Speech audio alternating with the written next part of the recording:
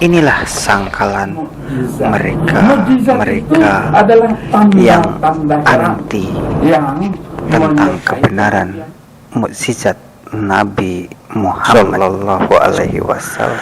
Bukankah mukjizat itu harus disaksikan, harus dipertontonkan, dan harus dipertanggungjawabkan? Inilah sangkalan mereka yang anti tentang kebenaran mukjizat Nabi Muhammad Shallallahu Alaihi Wasallam. Padahal mukjizat Nabi Muhammad Shallallahu Alaihi Wasallam sangat banyak jenisnya, termasuk yang disaksikan umat pada saat itu juga. Bukan hanya membelah bulan, tapi bagaimana Nabi Muhammad menghilang ketika dikepung oleh para musuhnya, dan akhirnya Nabi Muhammad keluar dari rumah dan berjalan begitu saja di depan mereka, dan mereka tidak melihatnya. Begitu tertulis di dalam Quran surat Yasin. Begitu juga mukjizat Nabi Muhammad ketika menolong musuhnya yang jatuh ke dalam sumur. Sekian banyak orang tidak mampu menolongnya, sudah mempergunakan tali dalam ukuran yang sangat panjang sekalipun, ternyata tidak mampu untuk menolongnya karena kurang tersebut. Namun oleh Nabi Muhammad cukup dengan mengulurkan sebelah tangan saja, dan akhirnya orang itu bisa ditolong. Terlalu banyak mukjizat Nabi Muhammad yang disaksikan oleh umatnya pada saat itu, termasuk suku Quraisy. Mungkin satu-satunya di antara sekian nabi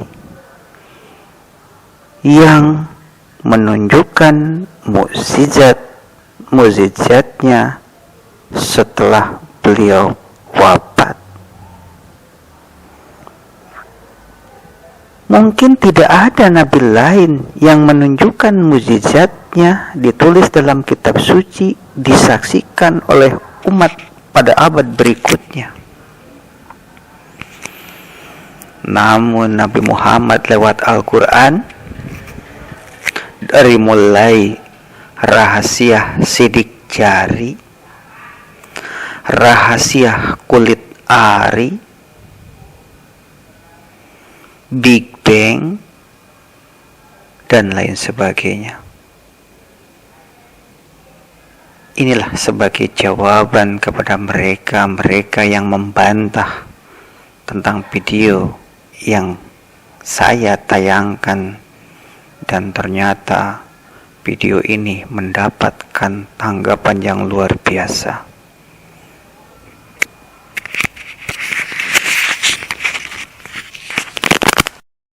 Terdapat 3 yang memberi kesaksian, Bapa, Firman, dan Roh Kudus, dan ketiganya adalah satu.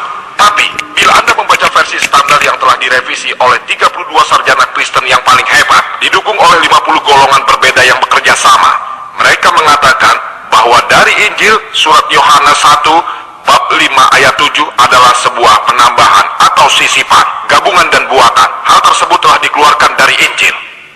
Yesus tidak pernah mengklaim dirinya adalah Tuhan. Tidak ada satupun pernyataan yang tegas dan lengkap dalam Injil di mana Yesus berkata, "Akulah Tuhan," dan juga berkata, "Sembahlah Aku." Juga ketika Anda membaca Injil, disebutkan dalam Yohanes bab 14 ayat 28, "Bapakku lebih besar dari Aku." Injil Yohanes bab 10 ayat 29, "Bapakku lebih besar dari siapapun." Injil Matius bab 12 ayat 28, "Aku mengusir setan dengan kuasa Roh Allah." Selanjutnya Injil Lukas 11 ayat 20, "Aku mengusir setan dengan kuasa Allah." Lalu selanjutnya sebagaimana Injil Yohanes 5 ayat 30. Aku tidak dapat berbuat apa-apa dari diriku.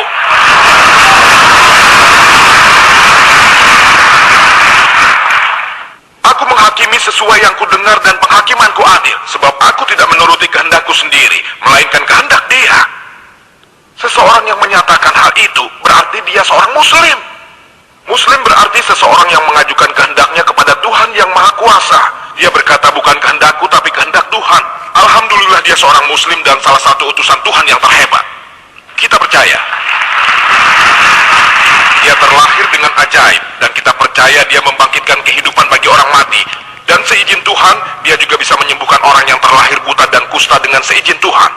Kita menghormati Yesus sebagai salah satu utusan Tuhan yang terhebat. Tapi dia bukanlah Tuhan, dia bukan bagian dari Trinitas. Sebab Trinitas tidak pernah ada. Al-Quran berbunyi, Qul huwallahu ahad, Allah hanya dia satu-satunya. Sebelum kita menginjak ke pertanyaan berikutnya dari Mike, sebelumnya saya mengumumkan bahwa para saudara